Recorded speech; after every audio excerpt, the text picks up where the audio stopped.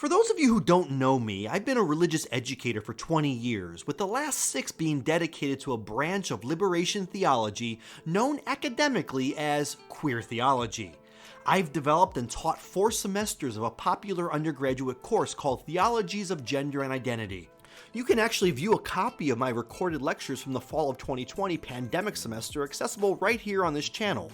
I've also hosted a few church workshops and not to mention a slew of YouTube videos on the subject. At the end of every semester, I ask my students to provide 2 questions they still have regarding the subject matter. And more than one have asked something along the lines of, how far is too far? Where is the line? And given the reaction of some of the YouTube comments I receive on this channel, I know my students aren't the only ones with this question. Over the past few decades, the work of queer theologians tends to fall into 3 overlapping camps: defensive apologetics, an effort to reinterpret texts of terror or the clobber passages using original language, history, and context to appropriate lost or new meaning in an effort to remove LGBT stigma.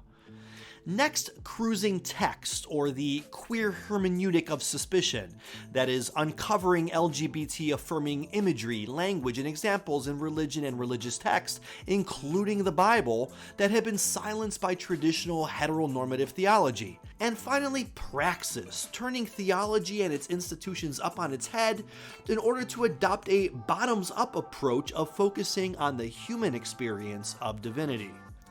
Despite the fact that queer theology has these multiple components, many still walk away from the material fixed on number 2, that is, finding queer representation in the Bible, or what online commenters might refer to as trying to make everyone and everything gay. This is most evident in one of my more controversial videos where I explore gay and lesbian couples in the Bible. With my admittingly intentional clickbait title and thumbnail, this episode has surpassed my catechism-friendly Beatitudes video by leaps and bounds. But the contents of this video is certainly not the most controversial topic I've addressed in the field.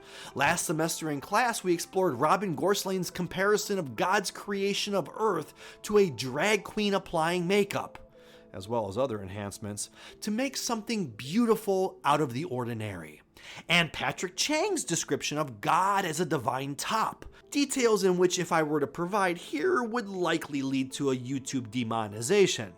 You see, queer theologians are quite comfortable embracing the connection between spirituality and sexuality, and as a result, there tends to be sexualized imagery when conducting this form of theology, which I'll admit has made for some uncomfortable moments when I'm presenting this at a church.